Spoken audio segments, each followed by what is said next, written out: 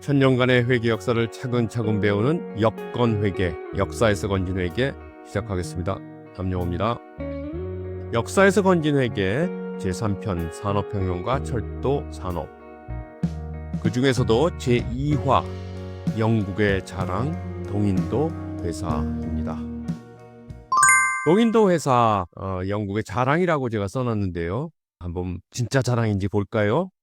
초기에는 무역 이익을 목적으로 만든 회사였습니다. 그런데 점점 시간이 갈수록 제국주의의 기관으로 탈바꿈하게 돼서 동인도 회사가 영국의 자랑이라고 한 거는 조금 조롱성 있는 것입니다.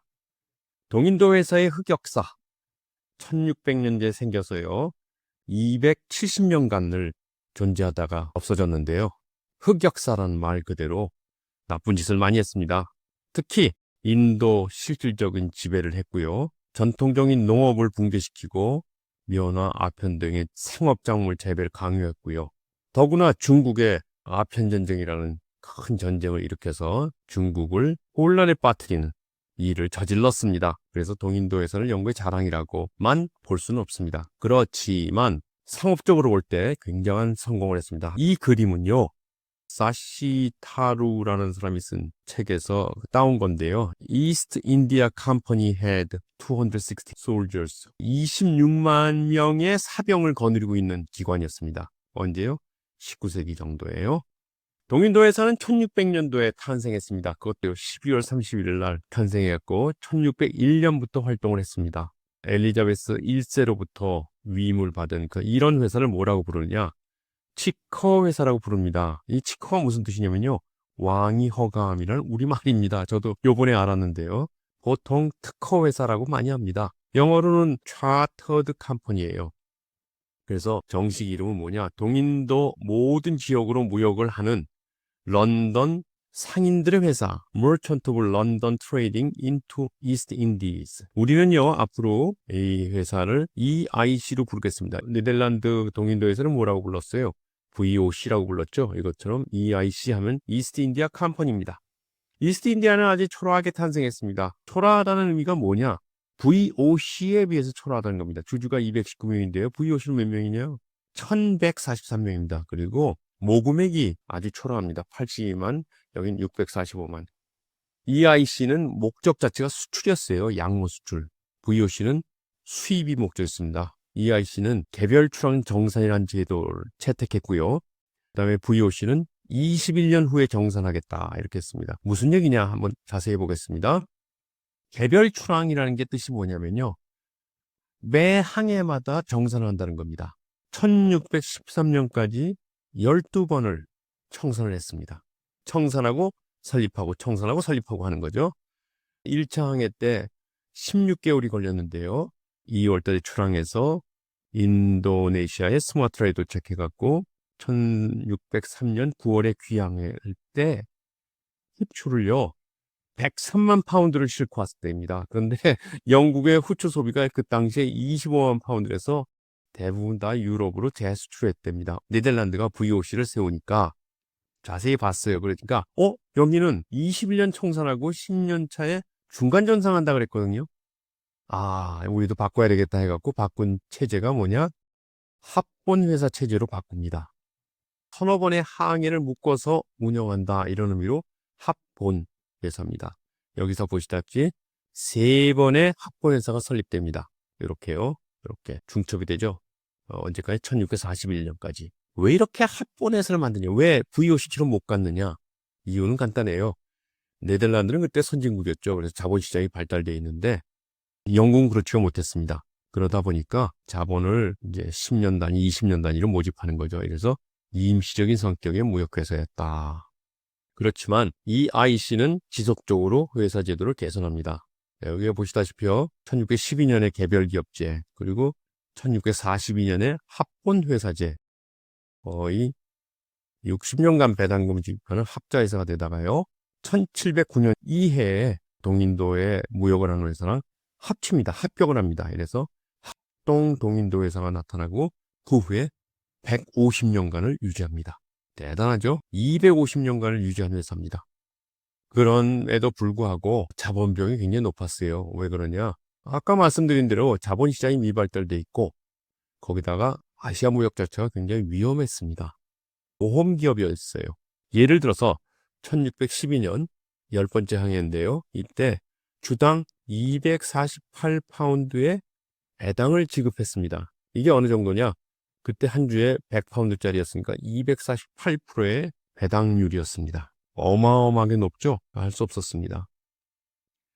거기다가 EIC는 VOC한테 당합니다. 1930년대에 당하는데 뭘로 당하느냐? 그때 향신료가 주요 상품이었거든요. 그런데 그 향신료의 거점인 몰루카 제도라는데 인도네시아입니다. 여기서 EIC의 세력을 쫓아냅니다. 그러면서 EIC는 어떻게 하냐? 할 수 없이 인도에 집중을 합니다. 그래갖고 주요 수입품이 향신료에서 직물, 커피, 차로 바뀝니다.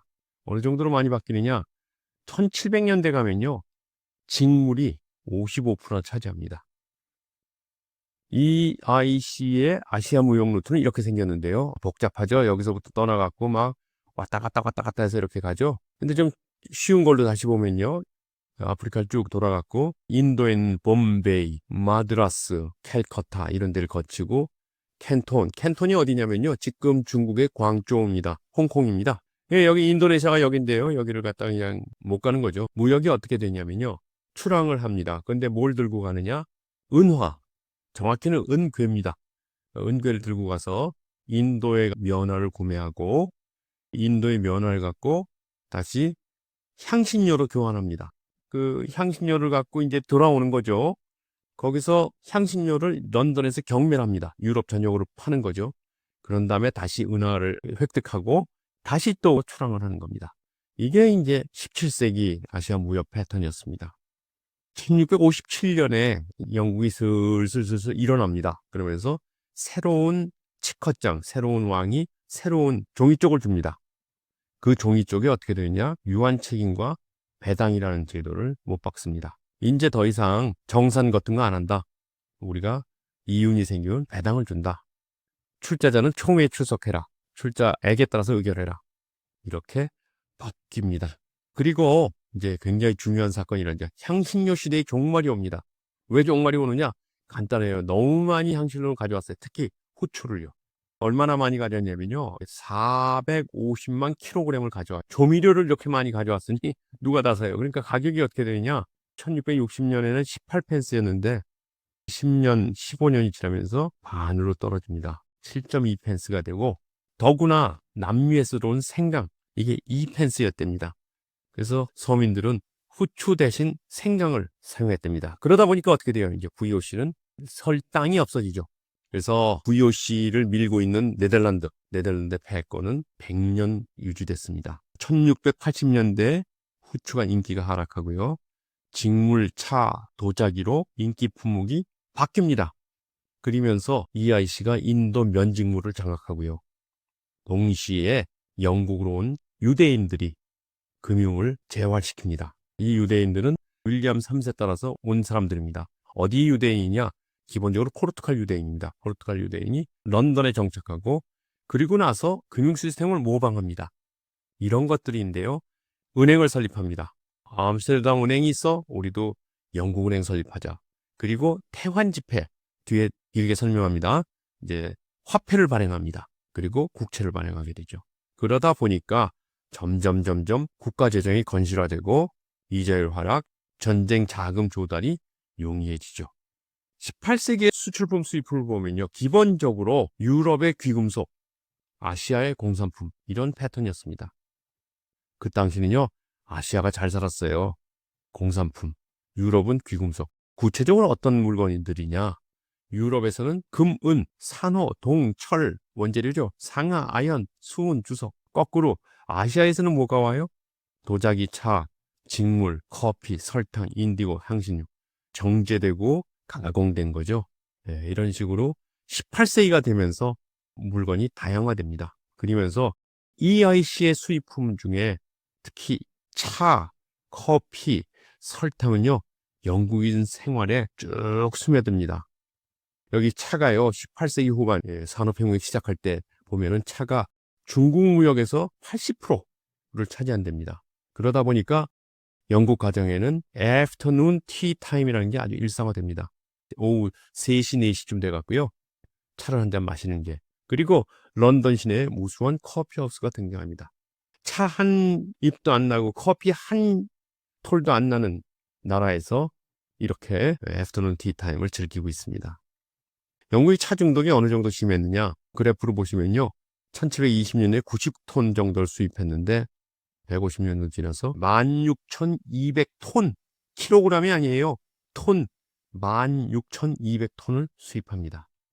여기서 재미있는 게 도자기 파손을 막기 위해서 완충제 역할을 했는데 차값이 계속 오르고 차가 주요품이 되니까 도자기가 거꾸로 차 운반선 내 중량물 역할을 했답니다. 중량물이라는 게 무슨 말인지 아시죠? 배 밑에 무거운 걸 넣어야 되는데 뭘 넣느냐? 도자기를 넣고 그 위에 차를 싣고 왔답니다. 이 정도로 차가 영국을 지배했습니다. EIC의 지배 구조를 간단히 보겠습니다. 주주총회에서 이사 24인을 선임하고요. 이 이사들이 7개 위원회를 운영했습니다. 그 중에 중요한 위원회가 어떤 거냐? 회계위원회, 어음, 재무, 감독을 했고요. 재정위원회, 배당 주고 자금 차익하고 금융계 구입하는 그런 활동을 했습니다. 조직도에 보시면 주주총회가 제일위에 있고 이사회가 있죠. 이사회는 7개의 위원회가 있고 회계위원회, 재정위원회가 있고 물론 인도 현지에 관구 조직이라는 게 있었습니다. 그리고 사무국의 회계과가 있었죠. 그런데 이렇게 잘 나가는 것도 중산주의자들이 공격을 합니다. 어떻게 공격하느냐? Wealth of Nation, 국부인 은을 유출한다. 그러면서 왜 국가가 치커를 해주느냐? 왜 독점 사업을 해갖고 영국 해무의 절반 이상을 차지하느냐? 또 왜 병사를 보유하느냐? 그리고요, 1688년에 새로운 동인도 회사가 탄생합니다. 그래서 한동안 2개의 동인도 회사가 유지됩니다. 영국 동인도에 대해서 공부를 해봤습니다. 다음 화에서는요, 돈, 화폐, 결제수단에 대해서 한번 공부해 보겠습니다. 근대 상인들은 무엇으로 결제를 했는가? 제3-3화 기대해 주십시오. 아시아의 무역, 은이 필요하다.